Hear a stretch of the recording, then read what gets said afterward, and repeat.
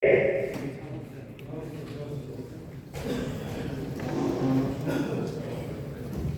the roar of the Rebbe said, "Lenitnu Yomim Teinu L'Yisrael Lo Lilmod B'Mteiro." We have the honor today to have a Choshever guest. The truth is, he's not a guest, but he is a guest.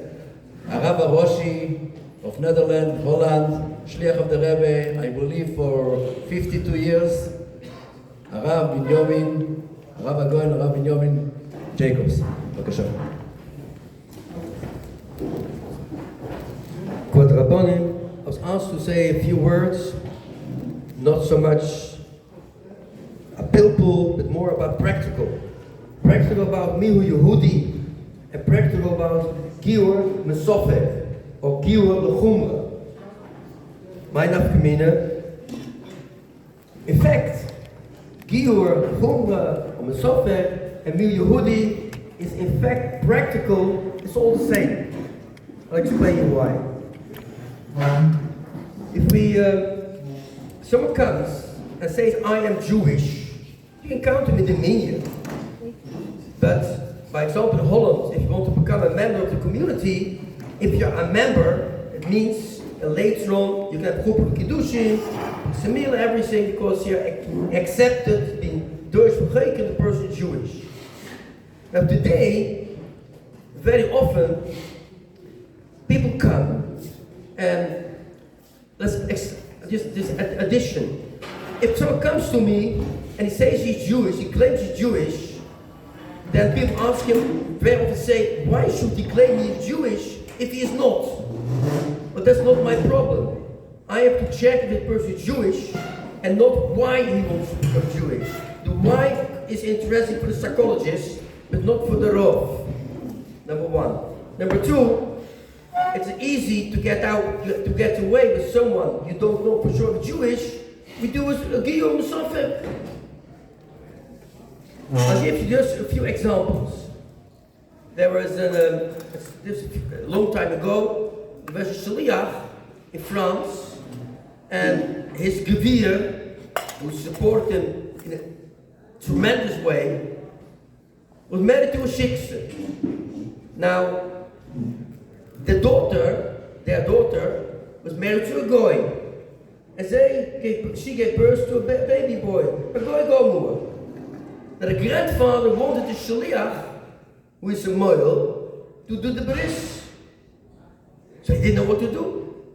So he asked around, what shall I do? So some advised him to make a bracha make a bris, a circumcision without the bracha.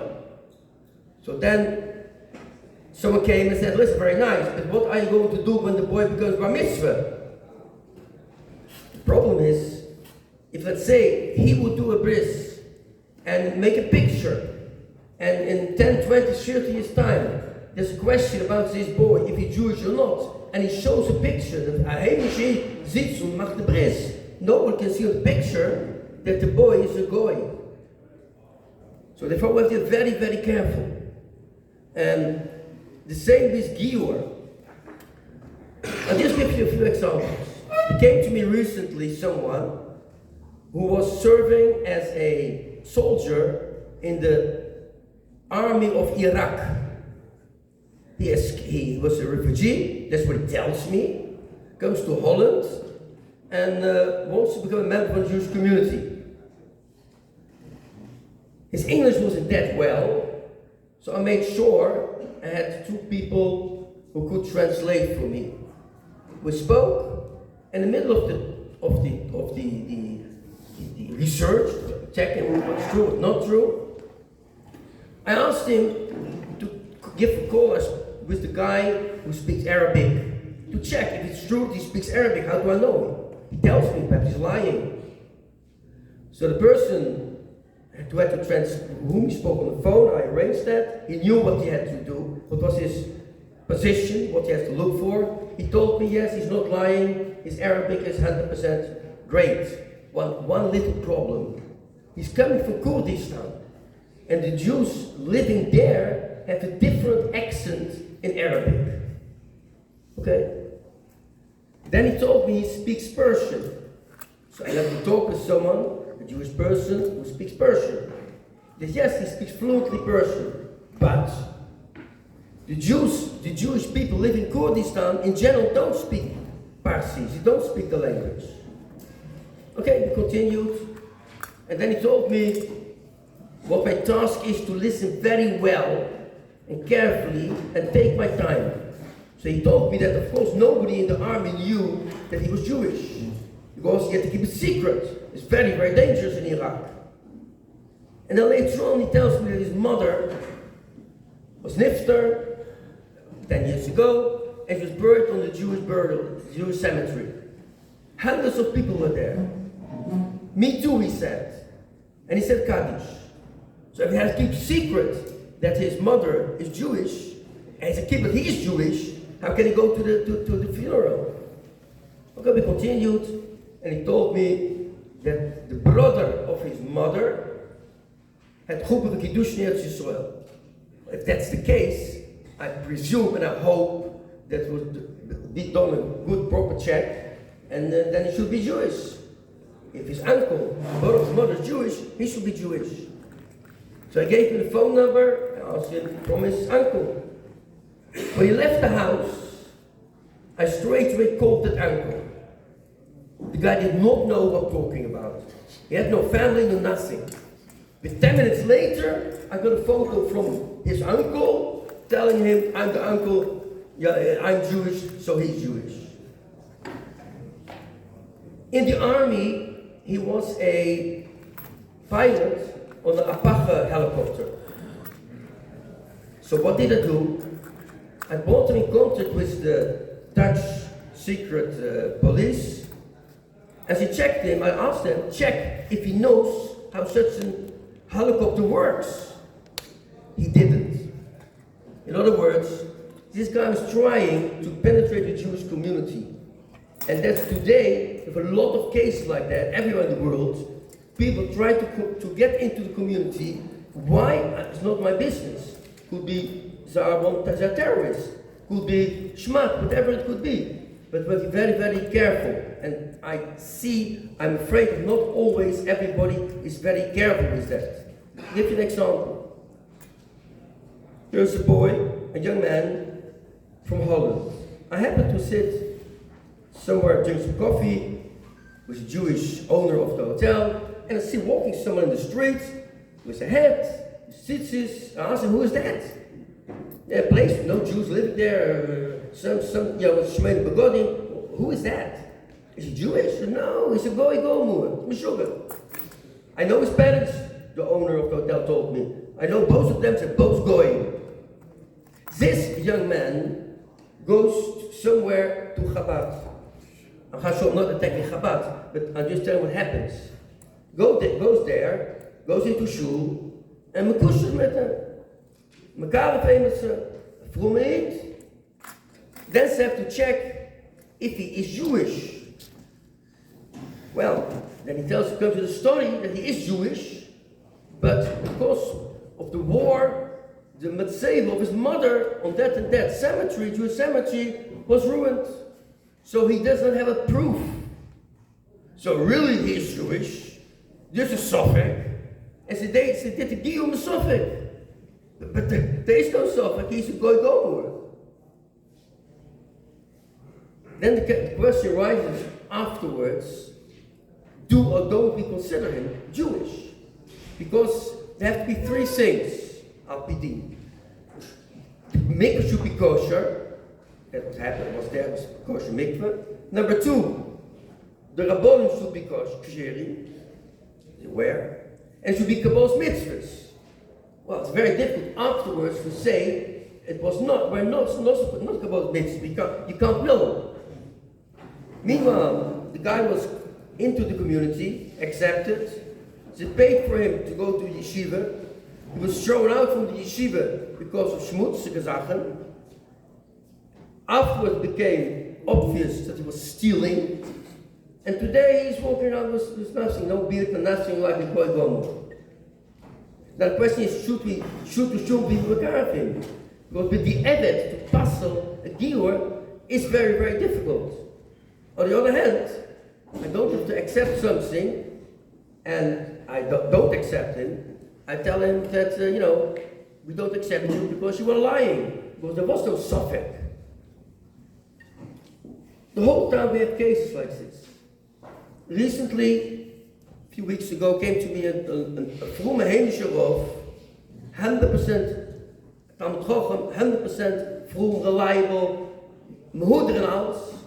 And he needed a paper for a lady who was escaped from Iran. And that's what he tells us. And since she couldn't speak English and only Parsi, we had someone to translate. The same person like I spoke to you before. So the first thing is, I told her I've got 1 hour. She came too late, 20 minutes. In Holland, that's not very normal to come too late, and for sure not 20 minutes. Then I explained to her, you should know the rabbi who brings you to me, he is there to support you. He wants to help you. But I'm the opposition. I have to be non-friendly one. I have to ask you all kinds of questions to prove you're Jewish. You won't like it, but that's my duty. You have to accept that. Okay? Then she started complaining to the guy who translates that I'm very unfriendly to her, and she has the feeling that I'm like the KGB from Iran. Okay, fine. So I asked her, what is the proof you're Jewish? Well, her father is Islam, living in, as she says, tells me, in Iran. Islamitic. Mother is Jewish. So I asked, where's your mother? She's in Iraq. She's not married to her father anymore. When I was 4, she divorced. Fine. So how do you know your mother is Jewish? Because she found once by her possessions from her father a menorah. And my father told me that is from your mother. So the proof that the mother is Jewish is because by the father they found the menorah. I said, fine. Can I have the contact address from your mother? She's living today in Iraq. Chabad in the whole world is everywhere, so we can find out something. So I asked her, please give me the information about your mother, phone number, the address. I will check and speak with her. She said, no, I'm not going to give it. Why not? Because my mother is a zona. So what do I care what she is? Is she Jewish or not Jewish? I'm not asking what profession she got. So that was it. She didn't want to tell me anything. Then she left the house and she fainted. So the daughter told me, with the very fact she fainted is a proof she is honest. If not, she would not faint. Now, I have to disappoint you. If needed, I also can faint on the spot. That's not the proof. And she, it's an important thing what he told me, she is suffering from being Jewish. Because she is in a house for people who are refugees, and there are also refugees from Palestine. And those refugees from Palestine discriminate her. They curse her, they hit her, they attack her. That sounds for me very strange, because she doesn't look Jewish, does not know one word Jewish, no Jewish name. So how do they know she's Jewish? So I took contact with the mayor of the place where that center for refugees is, and I asked him, please, confidential, check for me how many Palestine refugees are there in this center. The answer was 0. In other words, she was lying. And the question is now, why is she lying? What does she want? None of my business. Could be she wants permission to go to live in Holland. Perhaps wants to go to Eretz Yisrael.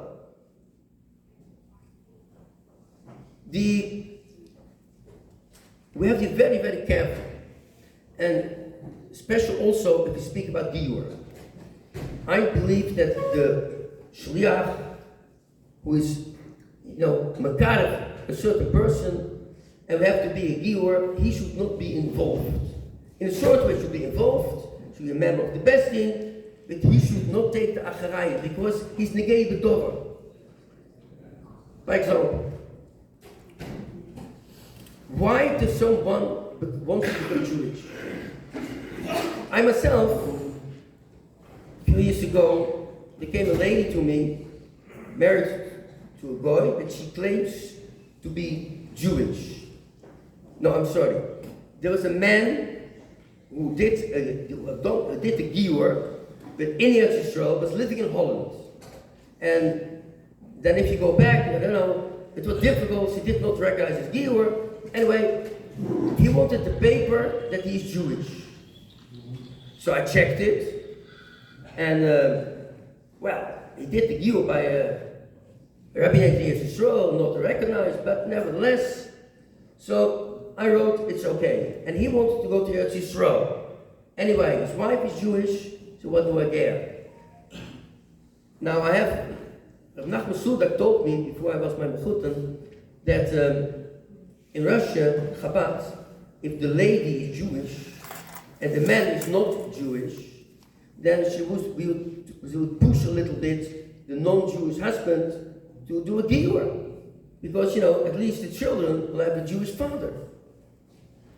But there should be at least, there should be something that he should keep Torah mitzvahs. Not in this need Rabbeinu Tammuz, but there should be a reason for him.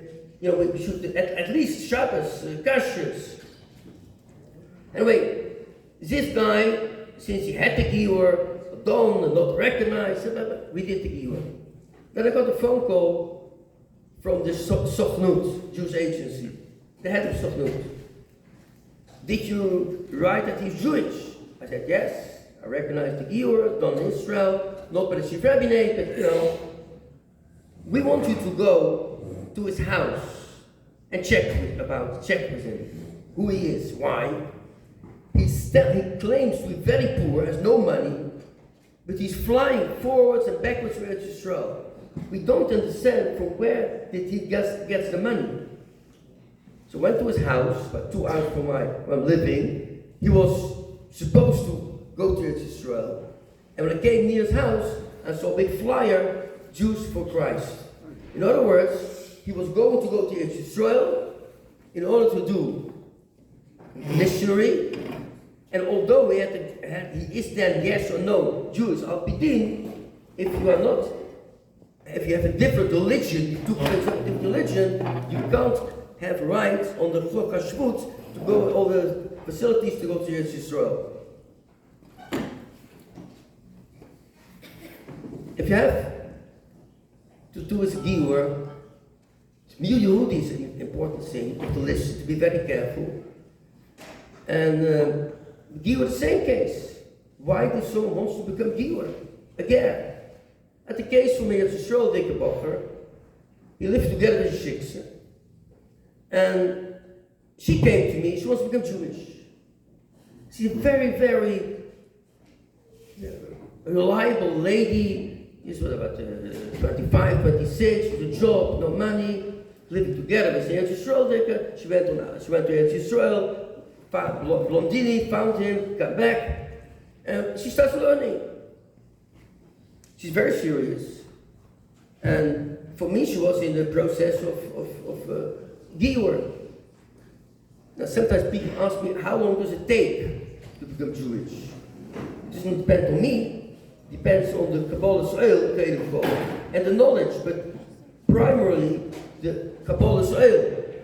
So it can be half a year, it can be 20 years, if you don't show anything from Frumkeit. Because this lady is very frum. And she comes to me and tells me that since she understood now you're not allowed to live together with a Jewish boy, a Jewish man, he's not allowed to do that. So how can I, if I want to become Jewish, could I marry someone who is prepared to live as a shiksa? She tells me. So she tells me we're going to separate. I didn't ask her, but she told me. Okay, very good, good sign. So I asked her, but afterwards, do you want to get married to him? Most probably yes, but meanwhile, no, because he's not Jewish, and he has also to grow in his Yiddishkeit, and therefore we separated. Now, there's a Zridi Eish saying that if two people are together and married, then the whole Indian from that you're suspicious and think that one of the two wants to become Jewish because of the partner, if she married already, then you don't have to take this into consideration, the suspicion that she wants to get married because of the other. It's really easy, but it was, a lot of people held from them as beginners Nitsen. So, okay, in this particular case also, although today, let's say in Holland and all of Europe, being married and not being married doesn't mean anything anymore. In the past, being married means you've got each other, you're together for always, but today it's not like that. But nevertheless, this case, they're separated. So, but I'm a little bit a naughty boy, so mistakenly I called them at 11:30 at night. And who picks up the phone? Him. So it means they were lying. She told me he's living in Israel, and he's living still with her. At that very moment, the gear was for me finished. At the moment people are lying to me, I can't trust them anymore. It's over and out.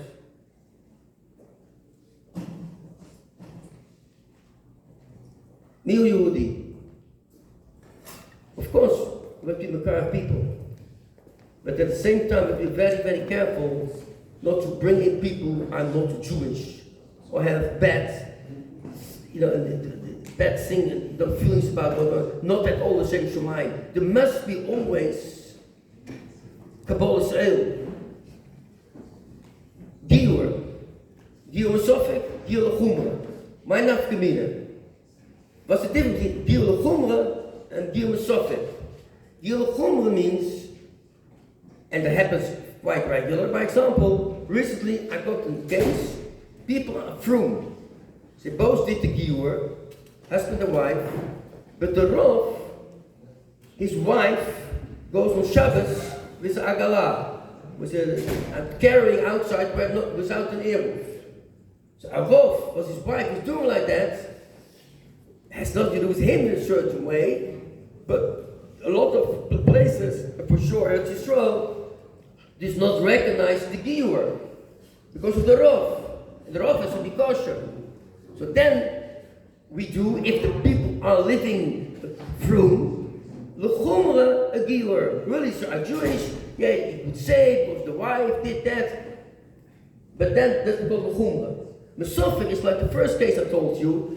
The guy says, I am Jewish, just the proof isn't there because the Matzeva of my mother was destroyed during the war. Then there's a suffix, and there are not enough papers, not enough proof. But really you think he's Jewish. In that particular case, he was lying, so it's not a proof at all. Okay, I don't know how long I have to speak. You told me no more than 10 minutes. I can't continue. Where's the one in charge?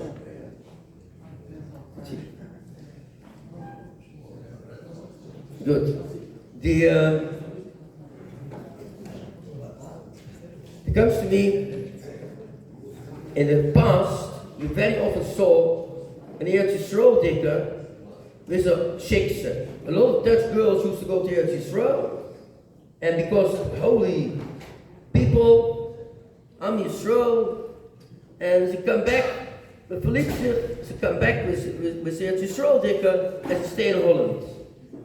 And then they got a problem because she's pregnant in generally or 7 or 6 months, and they know it's a boy, and chas v'shalom, the boy without a brit milah, so they need to do a giur. So they come to me, I'm just saying in general, it goes like this: here sitting the husband, the Jew, there sitting the shiksa. And I asked her, tell me, why do you want to become Jewish? So he answers me, she wanted to be Jewish right before she met me. Okay? I asked her, does your friend, your boyfriend, go regular to shul? He says to me, he answers, Kol Kippur. I must say, Kol Kippur is regular, but that's not really what I meant. Then I asked her, how you doing with kashrus? Yeah, we eat kosher, he says. So I asked him, what was meat? Simchoni, so all vegetarians, all of them. And I asked him what I do with the bread. He answers, well, but the bread, you get into problems, because in Holland, the bread, the regular bread is treif for gamma, and, you know, and then next step, he puts money on the table. And once I got a knife on my throat, because do everything to get through a deal. Now, we as the Rebellion Center of Europe, my task is to help local shluchim, local rabbonim, with shaylas for Giur and shaylas for Yehudi. And then, what do we see? What's important? We don't get paid. If I do a Giur, I don't get paid. At the moment I get paid, I'm the it over. I get paid for it because I'm a day working in Brussels. But I don't get paid for a case of Giur. But the Avenu, if we don't agree with the Giur, what happens? She goes somewhere else, very often to America, and come back with the Tutat Giur. And then you have a big problem. I'll give you a case in Holland. A husband, Jewish, married to a Shikse, having 3 children. The guy is not from at all. He's not living in a place where it's a shul. If he comes to shul on Shabbos, by Mahav Torah, he goes out to smoke. So they went to America and come back to that Giur. Van hele Shabbat. So I called him and said, I don't understand. Why did you do this Giur? It was reingemished. He said, listen, they told me at the home, they don't do Giur. I said, well, I'm sorry, we do. But anyway, she go to Eretz Yisrael on Aliyah. He said, well, I don't think so. And she brought 40 years later, she's still living in Holland. And I thought, what was the children? So, go to yeshiva. Yeshiva? There's no yeshiva in Holland. There's only a cheder. Yes, they go to the cheder. But I'm charged with the cheder, I never saw the children. Finally apologized, but still, there's a shaila, are those people now, are they Jewish, yes or no? And how can I deal with it? How should I deal with it?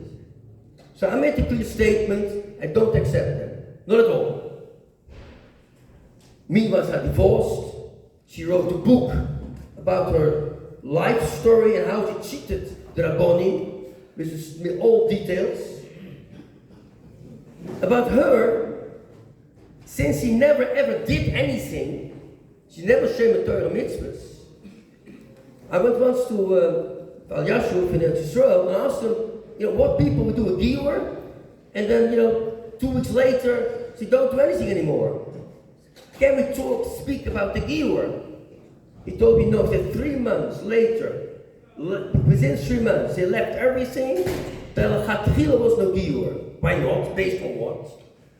Born from a people, the mikvah was kosher, but there was no Kabbal's mitzvahs. The person was lying. If he says, I'm a Kabbal everything, and organized already a trade for dinner to celebrate the Giur, then the Mafreya was no Giur. So I never accepted her. But the children are more problematic. But children, halachically, are al das besting. To say they are not Jewish is very complicated. And we really should try to make out of them. I made sure I didn't do that, because then it would be, other people go to different places. But the Ebed, a Giur, to pass a Giur is very, very difficult. But l'chila, we should be very, very careful who do and who don't we take. And it should never be, by example, recently a case, a couple, he's a goy and she's Jewish. She's from Eretz Yisrael.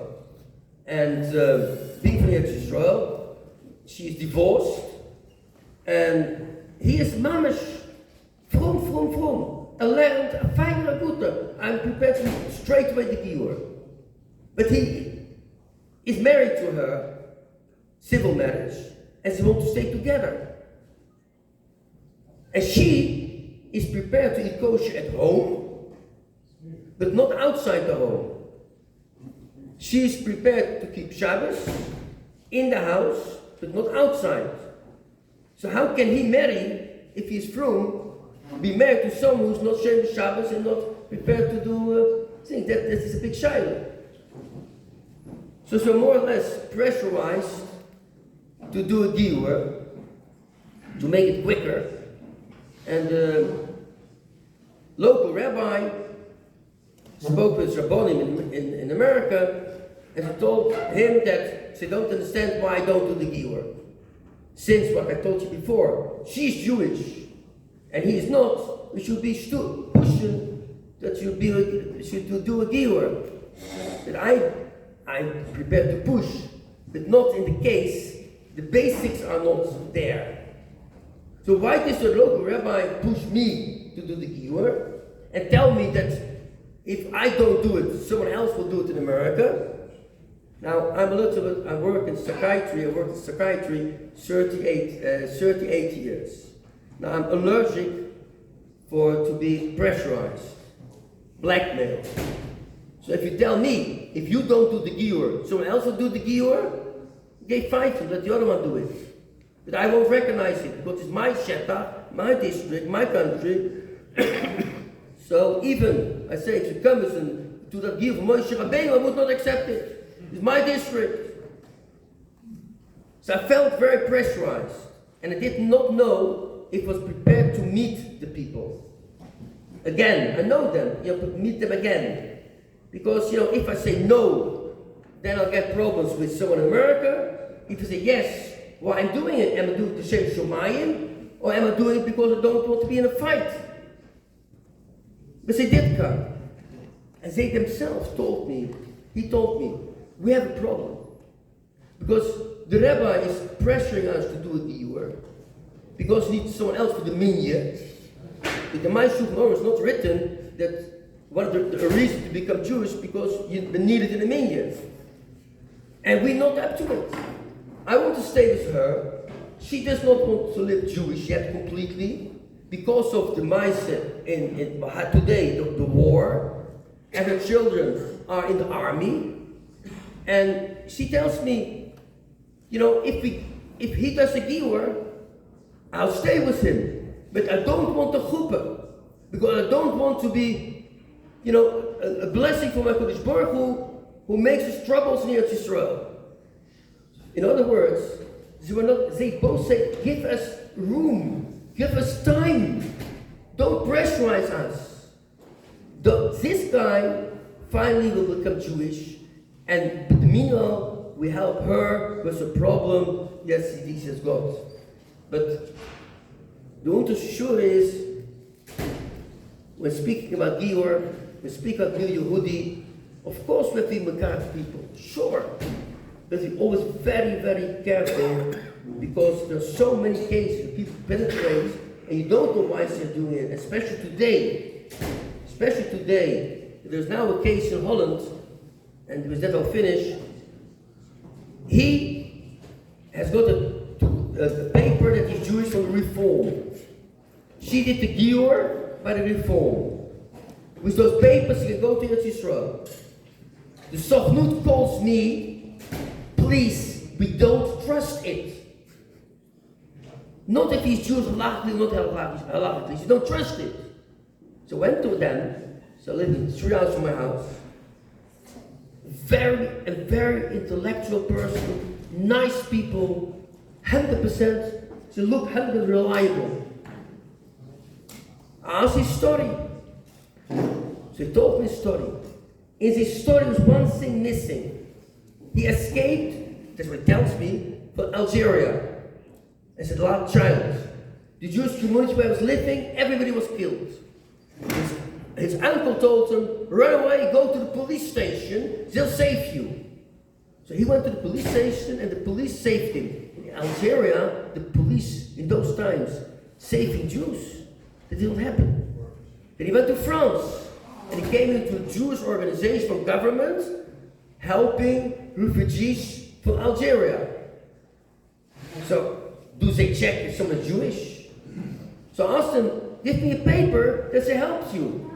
Now to get the paper from government in France takes you at least half a year. He got the paper within 2 hours. Signed on the stationery with a person, what he tells me, was used to work there, but not today anymore. Doesn't make sense. So he saw it's difficult. He kept contact. And today he saw all the newspapers of the whole of Holland. A Jewish Israeli family, their house was lit by fire, and come, he managed to escape. And the fire was made in the house. Now I called the newspaper, as he told me, I expect already a phone call. Because most probably you tell us he's not Jewish. That's exactly what happened. Because now everybody knows he's Jewish in all newspapers. People are collecting money for them to support them. And then the step towards Israel is much easier because the whole of Holland speaks about you being Jewish. Lepeil, both going Gemuri. Why is it want like that? I don't know, it's not my business, the psychologist. But the rabbis always make for sure he's looking at the halacha and not at the psychological reason why someone wants to become Jewish. A good moed. Shkoyach, Yaichmir, Mlate, beautiful words. The Keynote day will be, Mr. Hashem, be continued tomorrow before Tfilas Shabbos.